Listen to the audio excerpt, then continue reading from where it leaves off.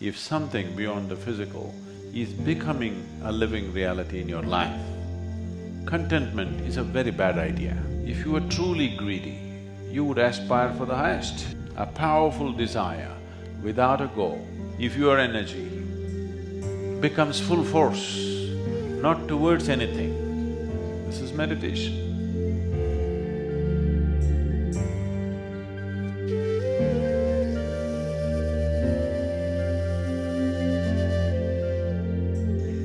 I know that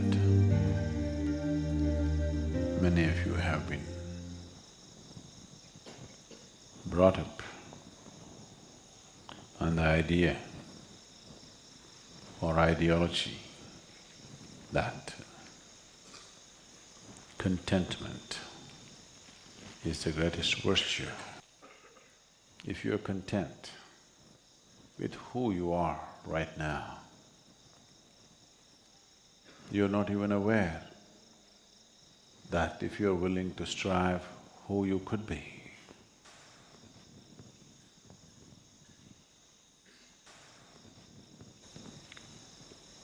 The possibility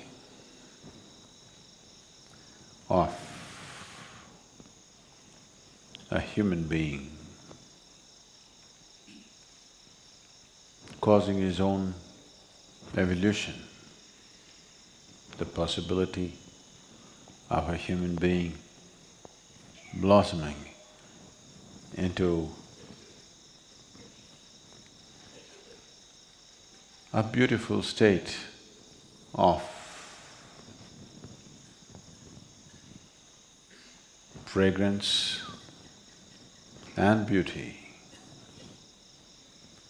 has been completely discounted. That is why contentment. Once it happened that a newly married woman or a girl went back to her mother's place and said, "My husband is such a wonderful man that he gives me whatever I ask." The worldly wise mother looked at her and said, "Obviously you're not asking enough." That's a mother's advice. This is the mother-in-law.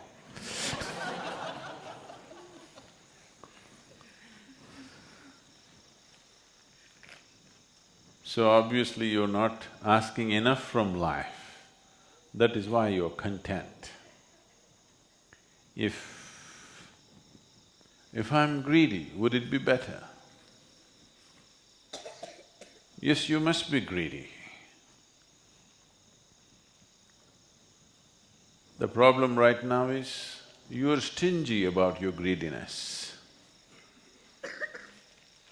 The problem in this world is not of greed. The problem in this world is people are stingy.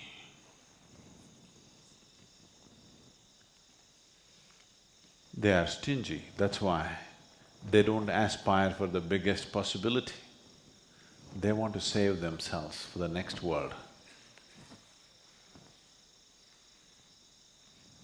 If you are greedy, you would want everything from life, isn't it? Would you be just satisfied with little more money or little more property or little more power or little more pleasure? If you were truly greedy, you would aspire for the highest, isn't it? Now, greed is not the problem. People are stingy, that's a problem. Enough. The word enough must be removed from our vocabulary, because enough is relevant only to the physicality of life. If you're being served food, at some point you have to say it's enough. It doesn't matter what, anything that is physical, at some point you will have to say enough. And enough or contentment has become a valuable thing in people's minds only because they have not looked at or they have not explored dimensions beyond the physical. Because physicality is a limited entity. Physicality is a limited quantity by itself. Anything that's physical is within certain limitations. So, if you get greedy with the physical, there will not be enough for somebody else. Suppose there is this much food, if you say, I want all of it, then somebody else will not have it.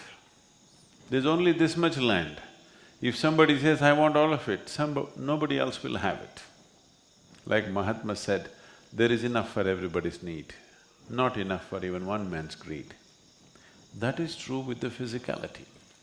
If your life and the realm of your experience is limited to the physical nature of the existence, enough, contentment is a good idea.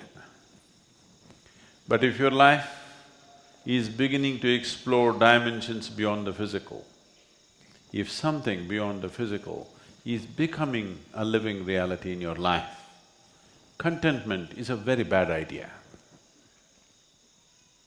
That means you will stunt yourself. The very possibility of becoming a limitless being, the very possibility of becoming a boundless nature, you will destroy the moment you say, I will be content. Contentment is a boundary. This much is enough means you're drawing that big a boundary. Enough is not a good idea. Contentment is not a good idea. Your limited ideas of success is not a good idea. Till this being allows itself to blossom to a boundless state, you should not be content. You must burn with discontent. Now, contentment need not be brought into our life as an ideology.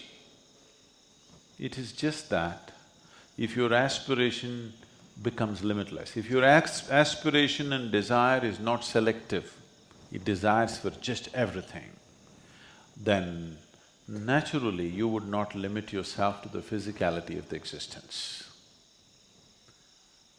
When it is no more selective, desire just becomes a powerful energy to expand, to burst open this being who is containing himself with contentment. People are trying to achieve contentment at different levels, at different stages of life. Please see this. What you call as contentment is just containment. You try to draw a boundary of some semblance of sanity for yourself. But that boundary satisfies you and gives you sanity only for a short period of time. Then it has to be expanded, otherwise it is not going to work. At the age of 20, whatever you thought is going to be your contentment, does it remain your contentment when you're 30? Whatever your ideas of contentment at 30, does it remain contentment at 40? Unless you're going down the tube.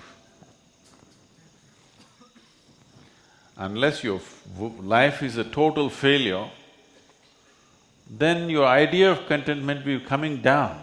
But if you are on a upswing, your ideas of contentment keep expanding, isn't it? If you are a failure in your life, only then your idea of contentment becomes smaller, otherwise it's constantly expanding. Contentment is just a cautious way of attending to boundlessness. You're being cautious. You want to go towards boundlessness in installments. In installments, if you seek the infinite, you're a lost case, because nobody has ever reached what we refer to as infinite by counting 1, 2, 3, 4, 5. Through installments, you are not going to go to the infinite. That cannot happen in the very nature of things. If you choose installments as a way towards boundlessness or infinite nature, you will just become endless counting. That's all that can happen. Endless counting will tire you one day. Just count and see. Today, you start counting now. Don't stop, just keep counting simply at your own pace, not at my pace, at your own pace. 1, 2, 3, 4, 5, start counting, don't stop. You say till where you can go without tiring yourself, not physical exhaustion. I'm saying you'll just be tired of counting because you know it's not getting you anywhere. So desiring process is a limitless process, but you're limiting it by being selective about your desires. I desire this, I desire that, I desire that, I desire that, but not this, this and this. If you take away the discriminatory nature of your desire, if you sit here right now and do not desire for anything particular, just desire for everything, just everything, just see if your mind can do it. Don't desire for anything in particular, just simply desire for everything. First of all, you don't know what is everything. Nobody knows what is everything, isn't it? Everything that you know and everything that you do not know, just desire for all the things that you know and do not know. You will see desire, the energy that you call as desire, becomes a powerful force to become meditative. Meditation, devotion is just this, a desire without a goal. A powerful desire without a goal. If your desire, if your energy becomes full force, not towards anything, this is meditation. If you're on the spiritual process, there is no such thing as contentment. There is no such thing as enough. Greed is the rule. Okay? Greed is a bad word though. No, but greed is the rule. Because limitless desire is generally considered greed, but it's not true. Greed is going by installments. If someone is taking larger installments than you consider that as greed, isn't it? Yes or no? Yes or no? If somebody is going for larger installments than yourself, you consider that person greedy. If they're going at the same level of installments as you consider that competition. If somebody is going at a smaller installments than you call that incompetent. Isn't it so? Someone is taking, they only desire for this much, when they're successful they go for that much, you look at him and think, he's not my class. Somebody is going at the same level of installments as you, that's competition.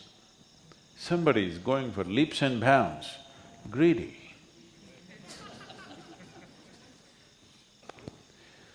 So, greed is a very relative term. Everybody is attaching a certain level of desire as greed, according to their understanding, according to their limitations. In my vocabulary, there is no such thing as greed. Because I feel a human being should seek nothing less than everything. And when he is seeking everything, small things will not keep his attention. He will not be thinking of food, he will not be thinking of currency, he will not be thinking of pieces of property. He will be thinking of the largest possibility, nothing less.